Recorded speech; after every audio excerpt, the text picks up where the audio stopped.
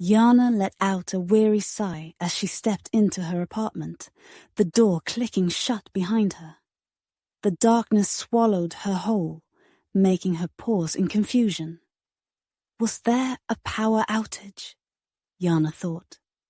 She sighed, pulling out her phone to check for notifications, only to realize it was completely out of battery. Letting out another sigh, she ran a hand through her slightly damp hair, still carrying the lingering exhaustion of the long day. Navigating through the dark wasn't difficult. She had lived here long enough to know the way by heart. However, her fatigue made her a little clumsy, and she stubbed her foot against the stairs, letting out a soft curse under her breath.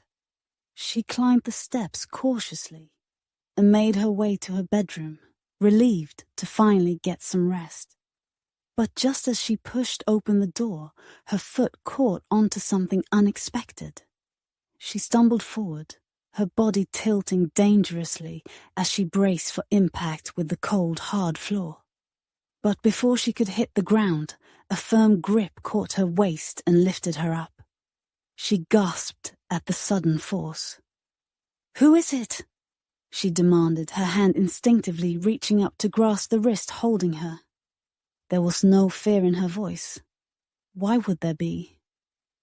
The neighborhood she lived in was extremely secure. No burglar would be foolish enough to break into her home. Besides, only 3 people had access to her apartment. Her 2 best friends and her older brother, who was currently out of the country. A low chuckle filled the air, and a deep, familiar voice spoke in a slightly disappointed tone. "As I thought, you're not scared at all." Yana stiffened. Her mind quickly connected the dots as she recognized that voice. "Lucas?" she asked, squinting through the darkness. The man sighed in amusement. "Baby," he mumbled, calling her by the old nickname he had given her. Lucas made her stand on the floor and turn the lights on. Yana's lips twitched in mild irritation. "When did you get back? Why didn't you tell me you were coming? I always pick you up from the airport," she complained, crossing her arms over her chest. She could already imagine the chaos at the airport, with fans swarming around him. He must have wanted to avoid the scene. Lucas simply dismissed her irritation with a lazy wave of his hand. "Not now," he said casually. Before Yana could press for more answers, she felt his hands reaching behind her head, and a blindfold slipped over her eyes. "What the... Lucas! What are you doing?"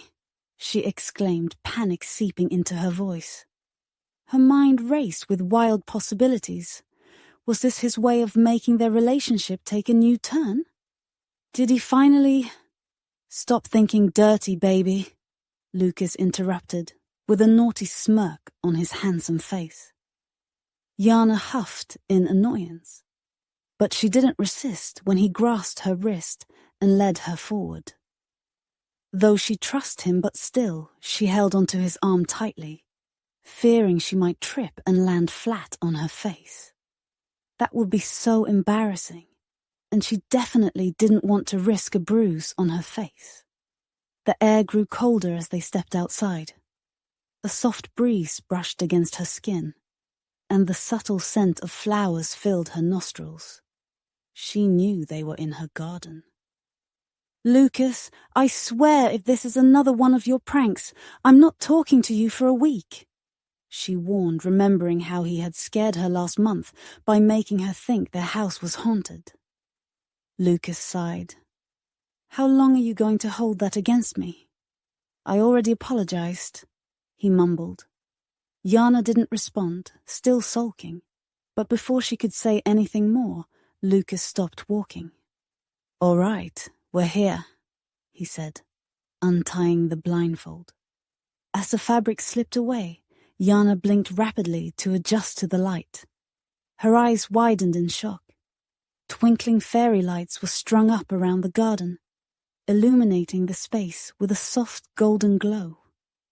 Delicate flower arrangements adorned the area, and a beautifully decorated table stood at the center, topped with a cake.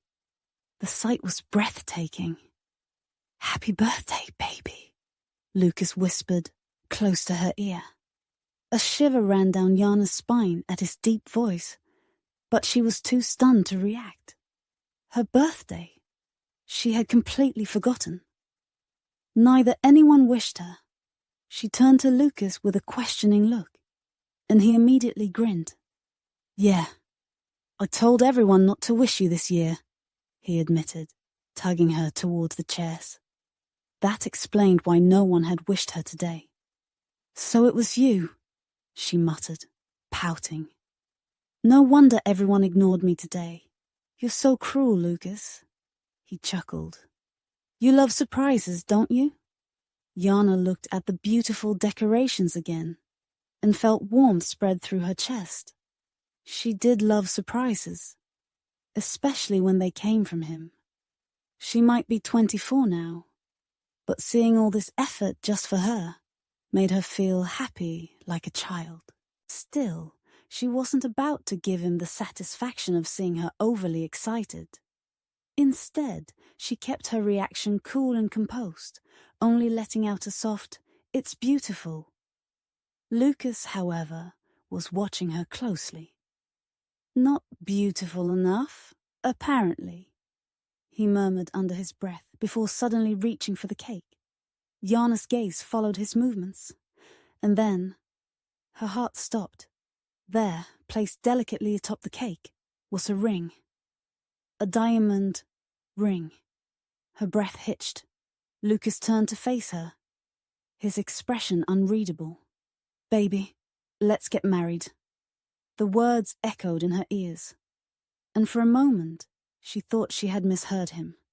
Her gaze snapped from the ring to Lucas, her eyes searching his face for any sign of a joke. But there was none. "You're asking me to marry you?" she asked, her voice barely above a whisper. Lucas tilted his head slightly, as if considering her words, then smirked. "No," he corrected. "I'm telling you we're getting married." Yana blinked. Her brain struggled to process the situation. Was this really happening?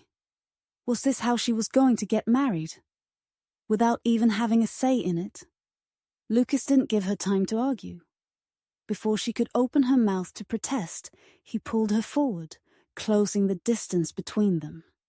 Then in one swift motion, he pressed a soft kiss against her lips. The kiss lasted only a moment, but it was enough to send her thoughts into a frenzy. When he pulled back, his grip on her hand tightened. His eyes filled with determination. "This is your birthday gift," he said. "And you can't reject a gift." Yana let out a breathless laugh, her heart still hammering in her chest. "As if I would reject such a precious one," she murmured, looking at him with newfound warmth. Lucas smiled, slipping the ring onto her finger. And finally, for the first time that night, Yana smiled too. The surprise warmed her heart in ways she hadn't expected. And as she leaned forward, wrapping her arms around Lucas in a tight embrace, she whispered, "I love your gift." Lucas held her close, his chin resting atop her head. And just like that, in the quiet glow of the fairy lights, they sealed their fate. This was just the beginning of their story.